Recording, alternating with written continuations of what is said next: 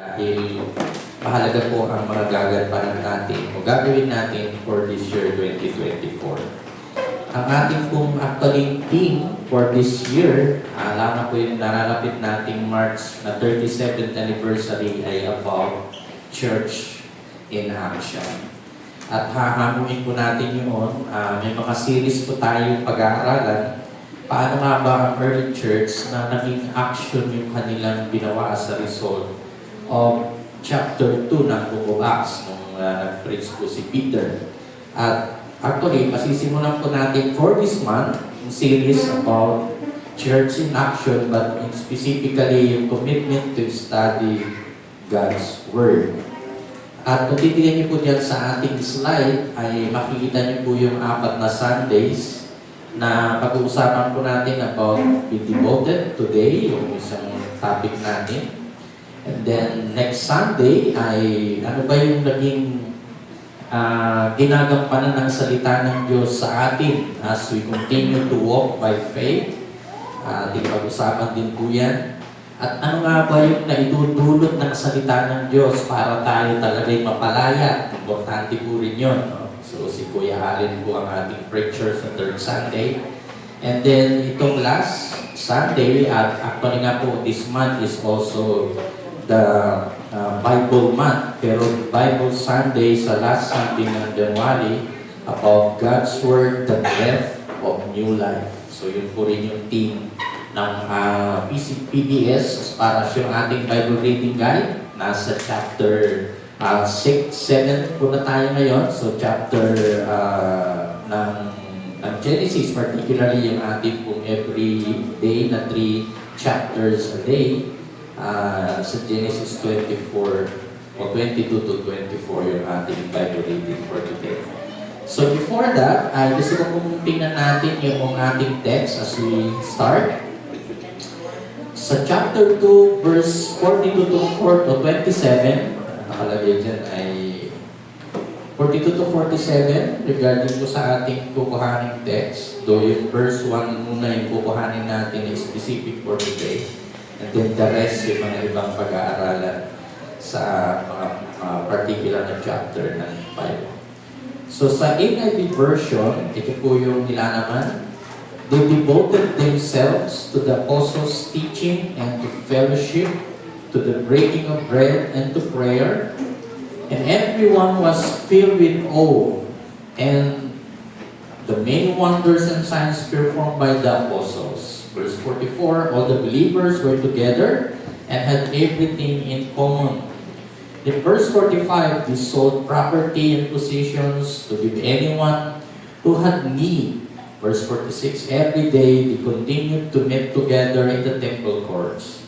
They broke bread, which is gagawin natin mamaya, every first Sunday in their homes, and ate together with glad and sincere hearts.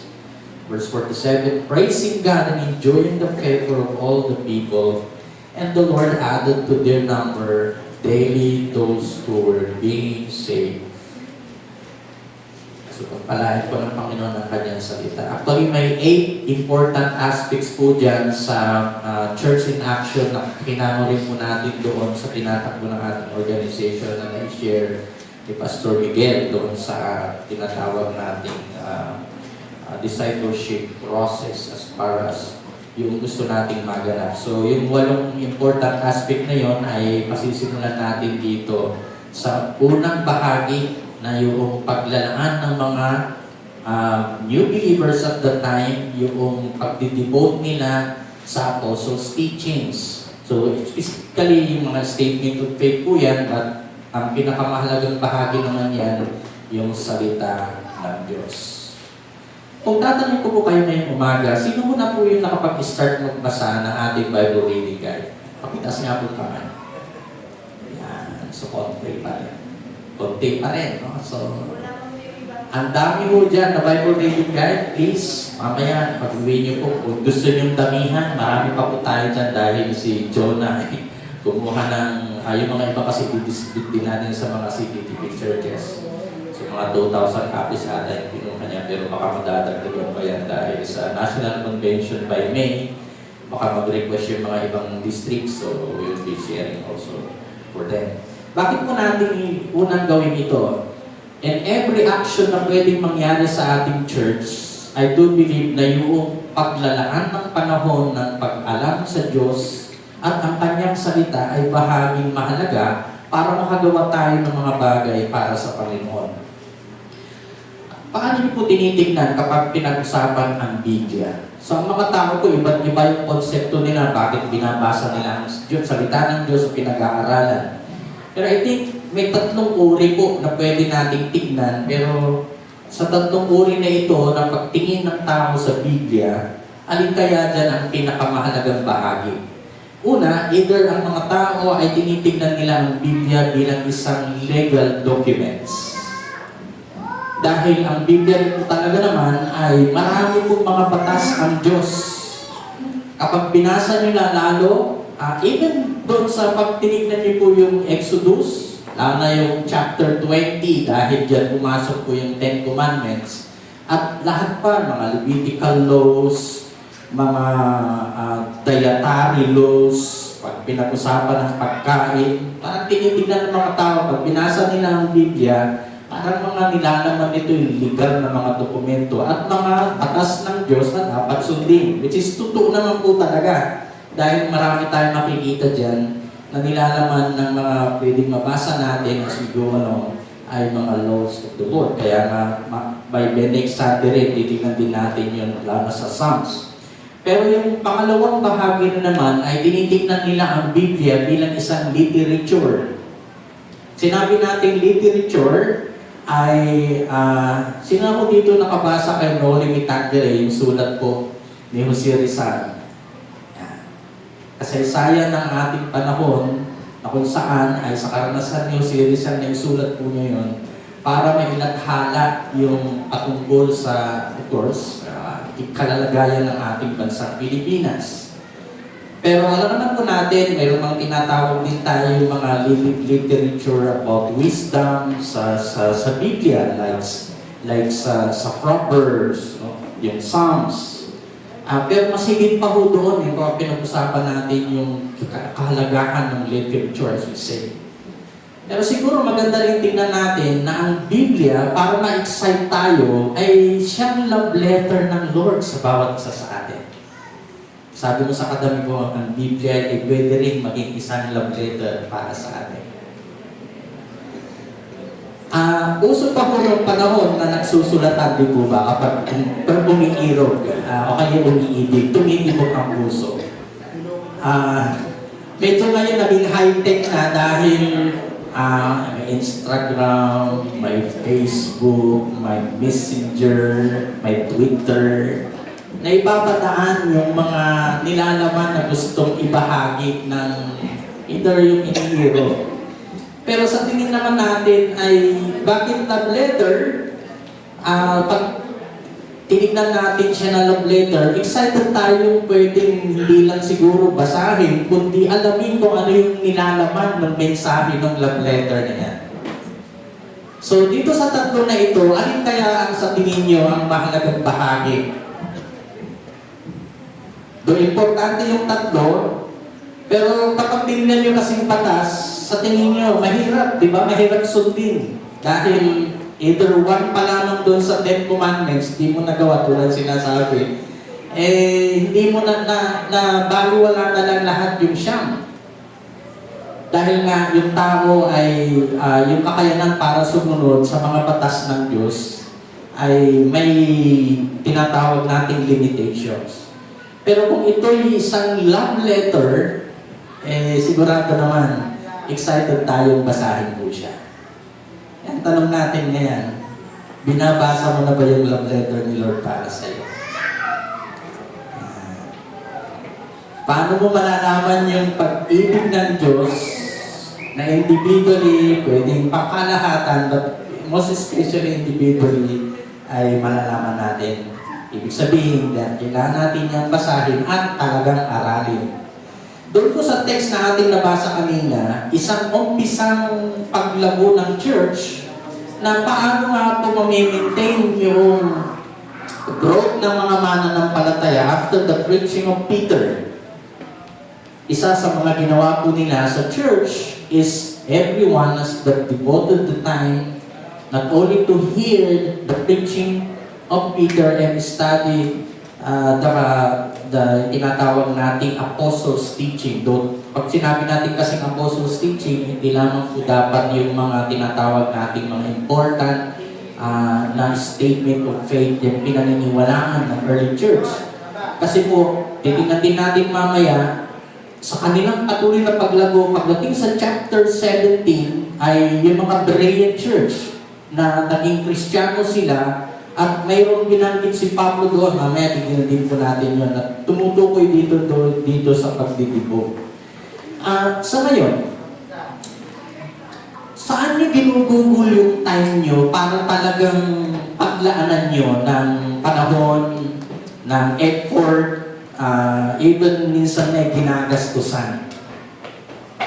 Siguro doon nyo mag-engage kung paano nyo rin po ito, i-compare natin kung paano nyo rin po pahalagahan na mag-dedicate po talaga kayo, mag-commit talaga na aralin, basahin ang Biblia. Konting ano lang, doon yung mga ilan pwedeng alam na nila. Ilan lahat yung Old Testament na books?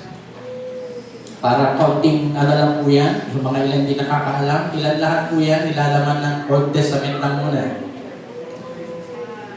So from Genesis to Malakay, ilan po dapat yan? Ilan po? 39. So pagdating sa New Testament, from Matthew to Revelation, ilan po dapat? 27. So susunod totalin niyo po yan, 39 plus 27, ilan lahat? 66. So isang buong taon, may 66 books kang babasahin, mag-spend ka kahit 30 minutes a day. At dito na nga, binibay na po tayo na everyday at least 3 chapters. At may mga ibang panahon siguro dahil may mga ibang passage sa Bible o chapter o book ng Bible na maiiksi lang. So ibig sabihin, sa isang taon, ang tanong natin, kaya mo bang basahin ang buong Biblia from Genesis to Revelation? Pakitas nga ang kamay kung kakayanin yung mga ilan dyan sa atin. Kakayan. Actually nga po, pwede mong gawin na 3 times pa nga yan sa isang taon. Kung talagang maglalaan ka talaga dyan. Yung pagbabasa naman, hindi naman natin tinitignan yung talagang unawain mo yung buong nilalaman kasi hindi mo talaga kaya yan sa dami. Yung importante po dyan, sa pagbabasa mo, sa unang pasada halimbawa, basahin mo siya, pero kung hindi mo maintindihan, may mga ilang kang pwedeng information dyan na gagawin ng Panginoon dyan, either ipapaliwanag sa iyo at ang Holy Spirit in particular. So, 66 books all in 1 year, sa tingin ko naman kakayanin yan. Kasi kung nag-google ka ng ilang oras sa paggamit ng gadget, lagay natin, ilan? Sa isang buong maghapon, please, pakatotoo lang. 6 hours? Hoy! Salamat po at may mga totoo dito na sipin niyo po yung 6 hours na yun. Ano bang mahalaga? Ang paggamit ng gadget o pag-aaral ng Biblia?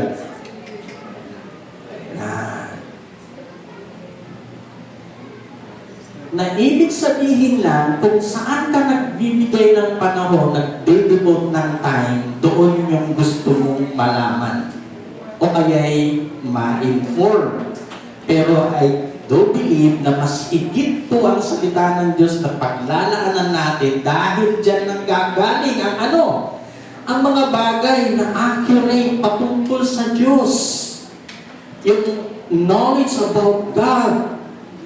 Na kaya nga kung may makakaharap ka ng mga hindi mananampalataya, may maibabahagi kang katotohanan. At ang mahirap niya, kapag hindi mo inaalam yung nilalaman ng Biblia, siyempre naman, pwedeng sa ibang kung malalaman na kapag nagturo pa nga ng mali, incorrect about knowledge about God sa iyong napapakinggan dahil di mo na lalong nababasa, ay resulta rin po yan ng incorrect way of serving Him. hindi mo talaga mapaglilingkuran ng Lord ng tama kasi mali yung iyong napapakinggan o kaya either hindi mo pinaglalaanan. Kaya nga the only way to know God is through knowing what the Bible say about Him. So accurate knowledge about God, kaya importante po talaga yan. Maliban dyan, habang binabasa mo yung Biblia, ito yung akin pong nakikita rin po. Nakikita mo yung sarili mo mismo. Dahil tulad ng, sino po dito yung nagsalamin kanina at bago nagbihis and everything, bago umalis? Sino naman nakapagsalamin kanina? Malimit dyan, sino kababaihan? Mga kanalakihan din, nagsasalamin din siyempre. Baka titignan yung pitsura para pagdating sa church, pag nakikita yung crush, kahit pa paano, medyo crush talaga, ano? Pero alam niyo po ba, na habang malalim yung pag-alam mo sa salita ng Diyos, makikita mo rin yung sarili mo kung anong kalalagayan mo sa harapan ng Panginoon. And I think yun po yung importanteng bahagi mo dito, but natin pinaglalaanan why we need to be devoted studying God's Word. Maliban po dyan, yung guidelines of living, hindi ko na pa inilagay sa slides po yung binabanggit ko. Tingnan niyo po, kung ang pag-uusapan ko ay pamumuhay ng kabanalan, saan ka makakabasa niya? Sa pocketbook? Saan pa po ba? Wala. Ang Biblia na nagsasabi niya. Dahil sinasabi halimbawa sa Peter, be holy because our God is holy. Maging sa Matthew, ipinakita rin po yan ng ating Panginoon Jesus. So, yung guidelines for living, kung gusto natin mabuhay ng tama sa mga decision making na gagawin natin, I do believe i-guide tayo ng Lord, lalo na kung alam natin ang kanyang salita sa tamang pamumuhay. Kaya, ibig sabihin lang, kung ano yung pinapriority mo ngayon, kapatid, na mga bagay-bagay, nawa, hindi mo na iaalis din yung priority mo para alamin, basahin, pag-aralan ang salita ng Diyos. Kaya niyo po bang gawin yan? Amin po ba? Sipin mo yung kung 6 hours, 3 hours na gumagamit ka ng gadget, kapag equivalent yan, inilaan mo sa pagbabasa ng Biblia, ano po ba kaya ang mas mayroong pong productivity kung ilalagay natin, o mas may ganansya ka kung ilalagay natin? Yung paggamit ng gadget ng 3 hours, na inalam mo na, pala, ang nangyari pala sa Ed Bulaga ay pinanalo sila dahil talagang sa kanila yon. Mga digit double cuts ba kayo yan? Inaalam po natin lahat yung mga latest issues. Pero yung ninanaman ng salita ng Diyos na importanteng paglalanan, nawawalan po ng kumbaga eksena sa buhay natin na ito'y mahalaga sa ating spiritual na buhay. At kung tutusin, sa panahon po halimbawa, gamitin natin ang Old Testament example. Sa panahon ni Joshua, sino po nakakaalam kay Joshua? Sino po si Joshua sa Old Testament? So, ano po yan? Mga trivia na po yan. Kapag hindi mo binabasa ang Biblia, hindi mo alam kung sino si Joshua. Of course, si Joshua po na meron tayo nito na drummer, po ni Sister Lily, so na. Pero hindi po yan sinasabi natin Joshua. Si Joshua na naging disipulo ni Moises. At nung time na pinag-usapan na po yung libro ng Joshua, wala na po si Moises, patay na po siya. Kasi siya na po ngayon yung leader para i-lead ang mga Israelita going out to Egypt, papuntang Kanaan. At mind you, hindi mo ganun kadali ang magiging role ni Joshua. At lalo na para maging successful sila sa kanilang paglalakbay, napakahirap na trabaho yung magiging part niya. Kasi nakita rin niya na sa panahon na sila ay nag-disobey sa Lord. Halimbawa, nung sila po ay nagpunta na sa paglabas, naglalakbay. Nung sila na po ay nandoon po sa tinatawag nating pagkakampo-kampo ng lugar na pinupuntahan nila papuntang Kanaan, nang si Moses po ay nakipag-ugnay sa Diyos doon sa Mount Sinai. Sinong naiwan doon? Sa yon si Caleb at of course si Joshua. Pero anong nangyari habang nakikipag-ugnayan si Moises sa Panginoon? Anong ginawa ng mga tao? Dahil wala si Moses na maglilid. Sabi mo babasa yan sa Exodus. Ang nangyari naman dyan, gumawa sila ng guya o baka, no? Na isipin yung mga gold, mga metals, i-donate nila. At gumawa sila ng uri ng hayop para sambahin nila dahil matagal daw si Moses bumaba, hindi na nila nakakausap kung anong sinasabi ng Diyos. Ipinagpalit nila ang Diyos sa bagay na rewulto na kinagalit ng Panginoon. So alam ni Diyos po yun, yung mga ganong karanasan, alam niya natitigas ang ulo ng mga Israelites. Pero pagdating po dito, may sinabi po ang Diyos sa kanya sa Joshua chapter 1, verse 1 to 9. Tingnan po natin po yun. As far as yung result ng paglilid ni Joshua at kung paano siya hinimok ng Panginoon. Chapter 1, verse 1. After the death of Moses, the servant of the Lord said to Joshua, son of Nun, Moses' aide, Moses' servant is dead. Now, then, you all of these people, get ready to cross the Jordan River into the land I am about to give them to the Israelites. Verse 3, I will give you every place. So tingnan niyo po yung pangako ng Lord sa kanila. At kinakausap ngayon ng Panginoon si Joshua para gampanan yung tungkulin niya as tinatawag nating successor ni Moses. Where you set your foot as I promised Moses. Verse 4, your territory will extend from the desert to Lebanon and from the great river to Euphrates and all Hittite country to the Mediterranean Sea in the west. Verse 5, no one will be able to stand against you all the days of your life. So tingnan niyo po parang, ba't kailangan sabihin ng Diyos sa kanya ito? Dahil kailangan niya maging strong, maging matatag, at maging matapang. As I was with Moses, so I will be with you. I will never leave you nor forsake you. And then verse 6, be strong and courageous, because you will lead these people to inherit the land I swore to their ancestors to give them. And then verse 7, inulit-ulit, be strong and very courageous. Be careful. Ito, medyo may kasunod na bahagi, which is the importance of the Word of God. Sabi dyan, be careful and obey all the law my command servant Moses gave you, and do not turn from it to the right or to the left, that you may be, anong ginamit na word dyan? Successful, whether you go, whenever you go. And then verse 8, that's then verse 9, ito yung importanteng bahagi rin po dito. Keep this book of the law. So, sabi natin kanina, ang Word of God is also i-compare to the laws of the legal documents. On your lips, meditate on it day and day lang ba? Pati gabi? So, isipin niyo po yun, no? Parang kung ilalagay natin, bakit ganun lang in-emphasize ni Lord dito na yung binigay na encouragement si Joshua, pero at the same time, inilagay ni Lord sa kanya yung kahalagahan ng salita ng Diyos na kailangan niyang basahin, i-meditate day and night, so that you may be careful to do everything written in it.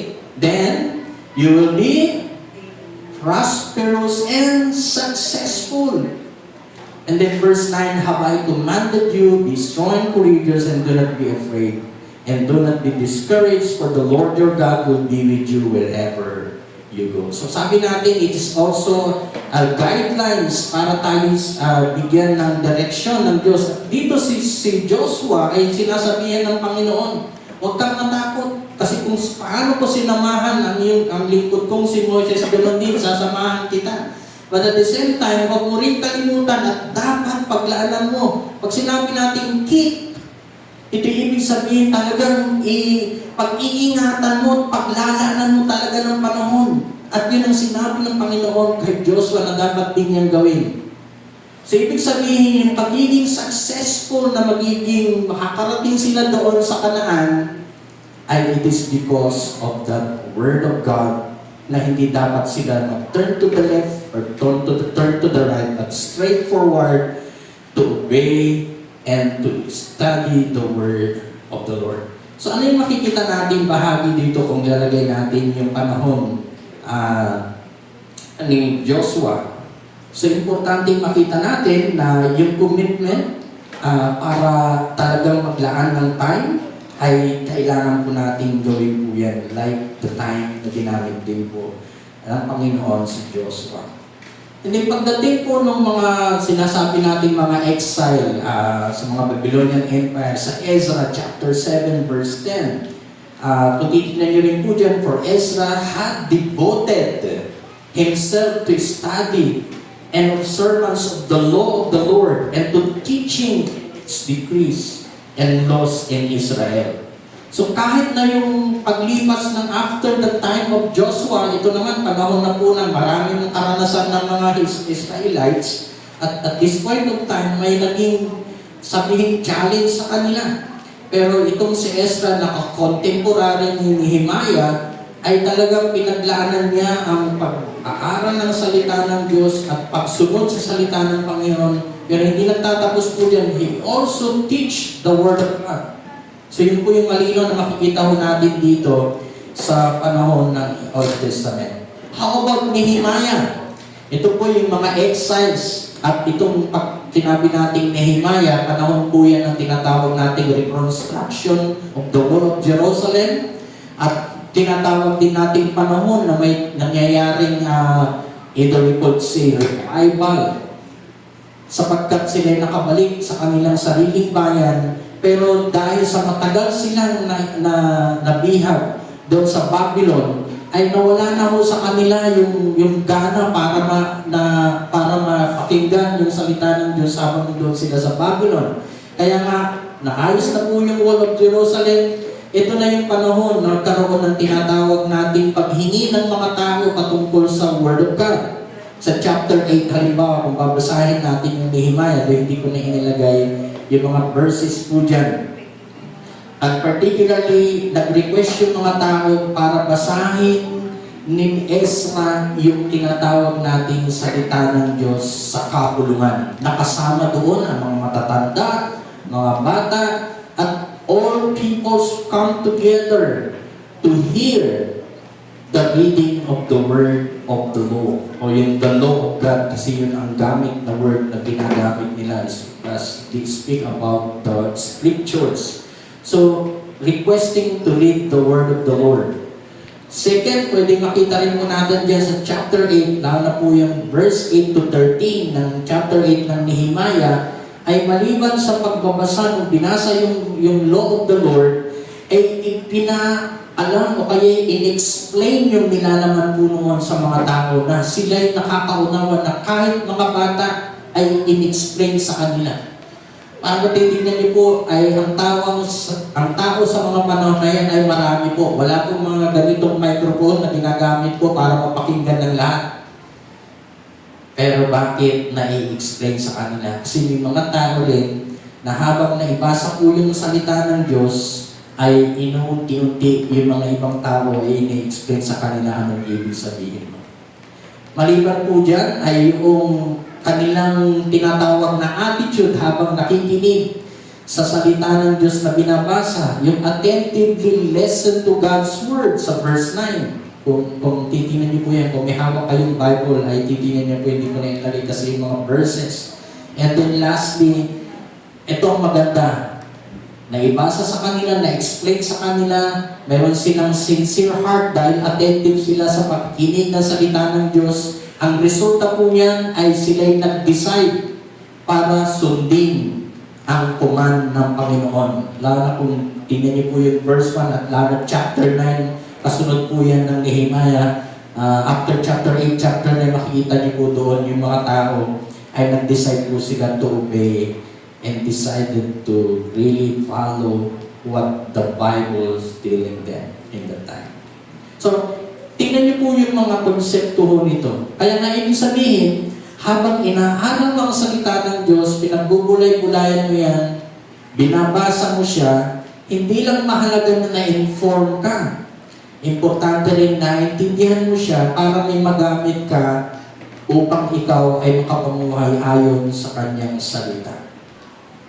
Okay, pagdating natin sa bagong tipan, of course, yung binasa natin kanina sa chapter 2, ay isa lamang po yung picture paano nag-devote ang mga early church, mga early Christians to the Word of God. Sa chapter 17, wherein the missionary journey ni Paul, ay mas malinaw po pinag-usapan po dyan, lalo na yung lugar na napuntahan nila kasama si Silas, yung tinatawag ng lugar sa Berea. Tingnan natin, Acts chapter 17, verse 10 to 12 sa NIV version. Pwede bang pakibasa natin po yan kung nakikita niyo po yung nilalaman ng slides? 1, 2, 3. As soon that it was night, the believers sent Paul and Silas away to Berea. On arriving there,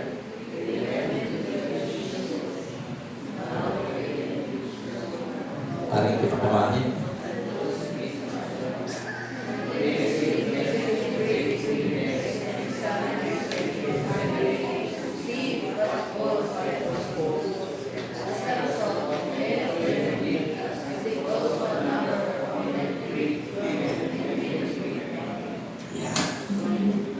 Ang ganda mo ng picture na makikita niyo po dyan.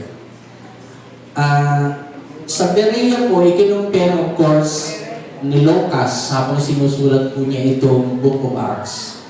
Yung pag-compare niya sa tinatawag nating eagerness o kaya paglalaan ng pag-devote o pagkukumit ng mga Christian sa mga taga-Berea compare sa mga taga-Thessalonians o Thessalonica kung ilalagay natin. Na ipinakita po ni Luke na mas talagang kinagiliwan ng mga taga-Berea yung talagang panahon para sila. Makikita ko natin dyan yung tatlong bagay na naganap. Tinanggap nila ang mensahe ng salita ng Diyos na ipangaral ni Pablo sa kanila with eagerness. Sinabi natin eagerness, talagang open yung heart. Hindi polluted yung mind ng maraming mga kaisipan. Lalo bukas po siya sa sinasabi ng salita ng Diyos. Hindi ko lang po alam kanina kung excited po kayong dumalo sa church for Sunday for this year. Pero kung may excitement kayo na mayroong pong bukas na puso na gusto nyo, of course, malaman ang gusto ng Diyos for you for this year, I do believe parang ilalagay din natin, hindi ka lang dapat excited sa pagpunta sa church. But you are also excited even before going to church na inaalam na binabasa na yung salita ng Lord. Kasi sabi mo sa katabi mo, dapat may eagerness ka to study the Word. Huwag palagi pong mamarites. No? Paglaanan mo rin yung time.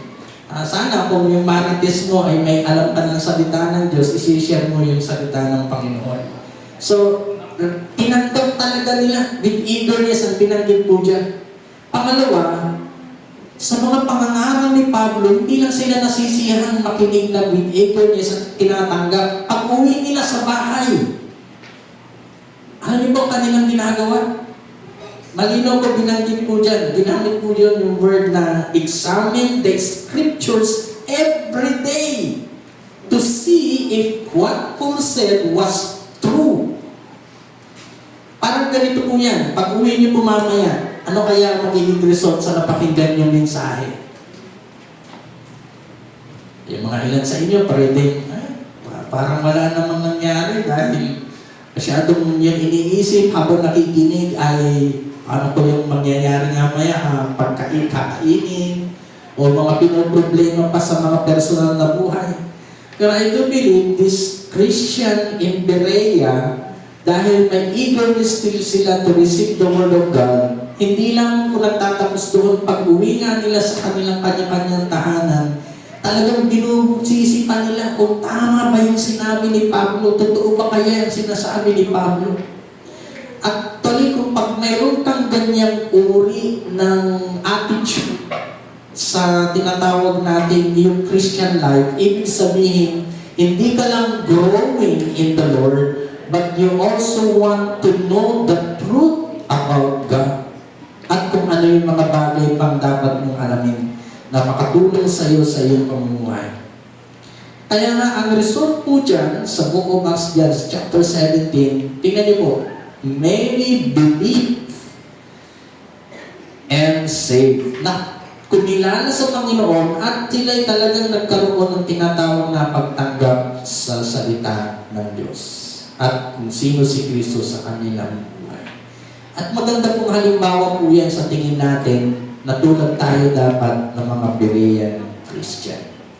So, ibig sabihin yan, meron pa tayong pwedeng model na pwedeng titignan as far as yung tinatawag patungkol sa salita ng Diyos. Meron pong kanta at before I end, meron pong kanta na alam ng mga bata, hindi ko alam yung mga Sunday scholars dito kung kinakanta pa rin nila ito nang lumaki. Kantahin nga po natin dyan yung salitang ang Biblia. Okay, try ka natin. Ang Biblia ay salita ng Diyos. Naroon ang kanyang utos upang buhay ay maging maayos. Anong part? Araw-araw laging sundin ang utos. Halina mga bata, basahin natin ang Biblia. At tingnan natin yung word na ako rin ng Biblia. Baguhin ng buhay ay ibigin ng kapwa ba? Buksan ang puso kay Jesus. Labanan ang tukso ay ipangaral sa lahat. Asahan ang kanyang tulong. Kaya mga bata, laging basahin ng Biblia. Lalagyan natin ng karugtong po yan kasi hindi lang pambata ang pagbasa ng Biblia. Tama ba? So, ibig sabihin yung last part, kaya tayong lahat laging magbasa at mag-aral ng Biblia. So, I think, yung kanta na ito parang iniisip natin pambata lang. Pero talagang para sa lahat. At tayong lahat, lalo naman may edad na dapat natin alam at inaaral, binabasa natin ang Biblia. So, palagi natin pong isipin ang ganito. Studying the Bible goes beyond casual reading. So, ibig sabihin yung pag binuklat mo yan, yung mga ilang kasi sa atin, ay, lalo na, diba, nakita niyo po yung sa pagbabasa natin sa Genesis, sa lahi ni Ham, sa lahi ni Shem, sa lahi ni Japhet, mga pangalan ng mga lahi-lahi. Pero parang nakaka-boring basahin. Pero okay lang po yun. Ay, try nyo lang po, ituloy lang. Kahit nag-boring kayo. Kasi kahit pa paano, ano po yan, at least alam nyo kung ano yung mga lahi nandyan. Pero mas dapat ay ganito po ang magiging attitude natin. Na habang binabasa natin po siya, in-involve natin ang ating sarili to diligently explore, so yung exploration na tinatawag, seeking, kasama rin po dyan yung understanding, and hindi nagtatapos po yung understanding, seeking, exploring, but applying its principles to our lives. Yung mga prinsipyo pwedeng matututunan dyan sa nababasa natin sa salita ng Diyos. Kasi po, as you build into Scripture, kailangan mo mag-pray for wisdom and revelation and allow God's Word to shape your heart and mind. So, alam niyo po ang gates, ang parang barometer, parang isang Christian ay lalabas. Hindi po yung siya ay active palagi sa church. Resulta lang po yun actually. Yung talagang siya ay may malalim na pagkakilala sa Diyos dahil alam niya yung nilalaman ng salita ng Diyos. At dalangin ko po na kung marami kayong alam ng mga issues sa mga panahon na ito, mga current issues sa worldwide, mas mainam din na lapatan naman natin yung mga nilalaman ng salita ng Diyos na hindi natin natutuklasan na dapat matuklasan natin dahil maglalaan tayo ng panahon, mag-devote tayo ng time to read and study the Word of God. Sabihin mo nga sa katabi mo, maglalaan ng time para magbasa ng Biblia. So, I pray na as we continue to walk in this faith, alam naman natin, kung kumakain ka ng 3 times a day, dahil sa physical na kailanganin yan, ang ating kaluluwa rin. Amen? Sabi mo sa katabi mo, ikaw ay spiritual na tao, ang salita ng Diyos ang pagkain natin. So, spirit and soul, kailangan natin yung word of the Lord. Amen po ba? Amen. So, please, kung hindi pa ho kayo nakakuha nito, Bible reading guide, dyan po sa likod mamaya. Okay, so let's continue now. So, po sa ating, bago tayo, I don't know kung nakalida rin yung video mamaya after ng communion at saka magre-report din po si Ate Abigail regarding sa ating pong church finances din. At mamaya rin sa mga bawat family ay may bibigyan ng calendar na mayroong pong ating mission vision. So I think si Kuya Robby po ay naging project po niya yan para mabigyan yung bawat family ng calendar na magnet. Di-magnet po yan. Kaya kung may refrigerator ka, mabilis na makita. So mamaya po dilisin po yun. So, prepare na po tayong lahat for communion. So, natawagan na rin natin yung ating servers at of course yung ating worship team para sa ating mga songs o song sa communion song.